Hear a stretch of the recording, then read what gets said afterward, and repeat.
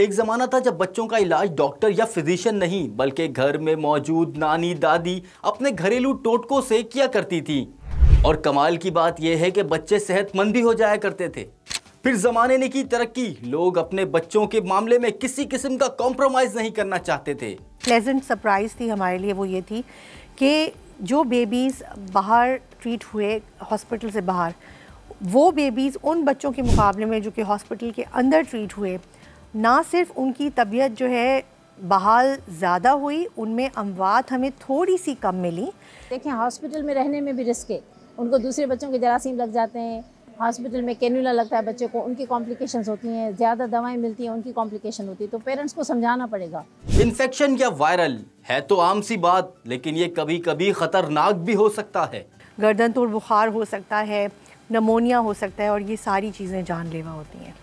ऐसा ही infection possible serious bacterial infection यानी PSBI। 2 महीने से कम उम्र के बच्चों में एक बीमारी होती है जिसको हम सेप्सिस कहते हैं, और बेबीज़ में, छोटे बेबीज़ में सेप्सिस का मसला ये होता है कि आपके पास कोई ख़ास जो है शवाहिद नहीं होते, यानी जब डॉक्टर एग्ज़ामिन करता है तो बहुत दफ़ा मिस भी हो सकता है। इसीलिए जो आलमी इदारे सेहत है उन्होंने एक तरीक़ा बताया है जिसको हम PSBI कहते हैं।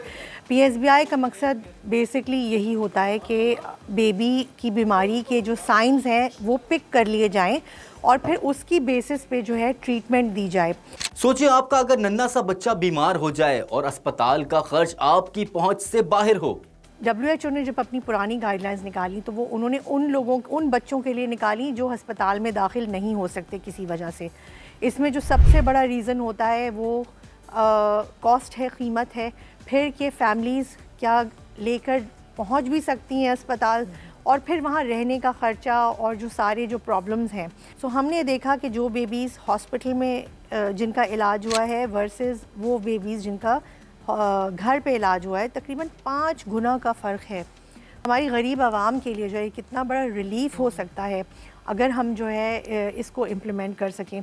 PSBI इन्फेक्शन की अलामात क्या क्या हैं? पैदाइश से लेकर जो फर्स्ट 2 महीने होते हैं जिसको हम कहते हैं सिक यंग इन्फेंट, के पैदाइश से लेकर 60 डेज़ तक, उसमें अगर बच्चे को कुछ अलामतें होती हैं, जैसे माँ बाप लेकर आते हैं, जैसे बच्चा दूध पीना छोड़ दे, उनको बुखार हो जाए, सांस की रफ्तार बढ़ जाए, या उनको सुस्त लगे बच्चा के बेलेथार्ज हो रहा है, तो उसमें कुछ ऐसी चीज़ें हैं जिसमें हम बच्चों को घर में मैनेज कर सकते हैं, और उसमें हम उनको 1-2 दिन के लिए इंजेक्शन देकर और फिर सिरप पे हम डिस्चार्ज करते हैं।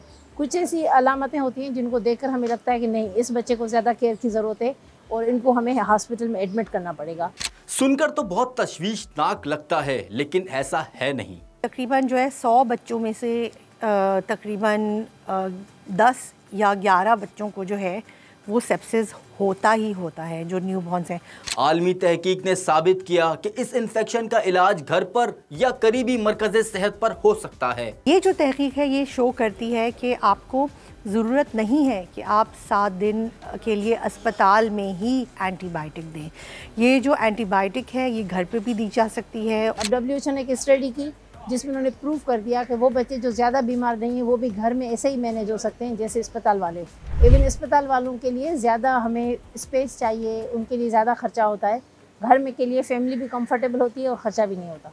कराची के 4 बड़े अस्पतालों में होने वाली तहकीक ने साबित किया कि अस्पताल पहुंचने से पहले भी हम बच्चों को बचा सकते हैं। तहकीक ये है कि जो 2 माह से कम बच्चे होते हैं उनके अंदर अगर पॉसिबल सीरियस इन्फेक्शन हो, यानी कि उनको नमूनिया भी हो सकता है और गर्दन तोड़ बुखार, उस किस्म की चीज़ें भी हो सकती हैं, सेप्टिसीमिया भी हो सकता है, तो उनको पहले तो अस्पताल लाया जाएगा, ज़ाहिर है किसी न किसी इलाज के मरकज़ के ऊपर। फिर वहाँ उनकी असेसमेंट होगी। असेसमेंट के अंदर बाकायदा क्लिनिकल साइंस हैं कि जिसकी बुनियाद पर यह तय होगा अगर बहुत ज़्यादा बीमार बच्चा है तो उसको तो लाजमी अस्पताल में दाखिल करने की ज़रूरत है, लेकिन अगर कम दर्जे की बीमारी है तो उसको जो हम पहले अस्पताल में दाखिल रखते थे और 7 दिन तक एंटीबायोटिक दाखिले के बाद दी जाती थी इंजेक्शन के ज़रिए, उसमें हम कमी कर सकते हैं और उनको या तो 2 रोज़ अस्पताल में रखकर फिर घर भेज सकते हैं, या अगर और कम रिस्क है तो उसको हम घर पे 2 रोज़ एंटीबायोटिक IV की इंजेक्शन लगा सकते हैं और उसके बाद 7 रोज़ के लिए ओरल एंटीबायोटिक्स दे सकते हैं। हाल ही में आगा खान यूनिवर्सिटी में होने वाली इस कामयाब तहकीक के नताइज पेश किए गए। नतीजा ये निकला है कि अगर जो ज़्यादा बीमार बच्चे नहीं हैं, जिसमें सिर्फ अगर सांस की रफ्तार बढ़ी हुई है लेकिन वो बच्चा दूध पी रहा है, उस बच्चे को ऑक्सीजन की ज़रूरत नहीं है, वो बच्चा इतना सुस्त नहीं लग रहा, तो उनको आप दवाएं दें और घर भेजें और फिर उनको आप फॉलोअप पे रखें और उनको दोबारा 2 दिन के बाद बुलाएं। ये सिर्फ एक रिपोर्ट नहीं बल्कि हजारों जिंदगियों की उम्मीद है। ये जो WHO रेकमेंड करता है वो कहता है कि आप सिंपल सी एंटीबायोटिक है एम्पिसिलिन और जेंटामाइसिन जो कि आप दें, जबकि हमारे अस्पतालों में जो एंटीबायोटिक्स यूज़ होती हैं वो ऐसी एंटीबायोटिक्स हैं जो बहुत ही जानलेवा इन्फेक्शंस में दी जाती हैं और बहुत दफ़ा इन बेबीज़ को एंटीबायोटिक की ज़रूरत भी नहीं होती है। लेकिन सवाल ये है कि माँ बाप को कैसे पता चलेगा कि उनके बच्चे को PSBI इन्फेक्शन हुआ है। इसमें मेनली है कि पेरेंट्स को ट्रेन करना पड़ेगा कि अगर बच्चे को ये अलामतें हों तो ये बच्चा घर में दाखिल हो सकता है, लेकिन अगर इसके साथ बच्चा दूध नहीं पी रहा, बच्चा बहुत ज़्यादा सुस्त लग रहा है, बच्चा बिल्कुल ऐसे सोया पड़ा हुआ है, तो उन चीज़ों में आपको बच्चों को हॉस्पिटल फ़ौरन लेकर आना है। कहते हैं अस्पताल जाकर तो अच्छे बीमार हो जाते हैं। तो ये एक्चुअली रिसर्च की थी WHO वालों ने आगा खान की टीम के साथ डिफरेंट हॉस्पिटल्स में कि हम किस तरह से कैटेगराइज करें कि कौन से बच्चे हैं जिनको हम आराम से घर भेज सकते हैं और कौन से ऐसे बच्चे हैं जिनको हम हॉस्पिटल में रखें। ये पैगाम हर माँ बाप तक पहुँचाना ज़रूरी है, क्योंकि ज़िंदगी सिर्फ अस्पताल में ही नहीं, घर पर इलाज से ना सिर्फ अस्पतालों के खर्च से बचा जा सकता है बल्कि इससे अस्पतालों में होने वाले रश में भी कमी आएगी। तकरीबन जो है मेरे ख्याल से 30,000 लोगों पर एक डॉक्टर मौजूद है। अब आप सोचें कि एक डॉक्टर इतनी सारी पॉपुलेशन को कैसे कवर कर सकता है, तो इसीलिए हमें अपनी नर्सेज, अपनी lady health workers, community health workers, उनमें जो है ट्रेनिंग की ज़रूरत है। हर दफ़ा डॉक्टर से कंसल्ट करना लाजमी है और इसमें पेरेंट्स का ताउन और पेरेंट्स की ट्रेनिंग बहुत इंपॉर्टेंट है। लेकिन इस बात को यकीनी बनाया जाए कि घर पर इलाज सिर्फ डॉक्टर की मुशावरत से करें और डॉक्टर की दी गई तमाम हिदायत पर अमल करें।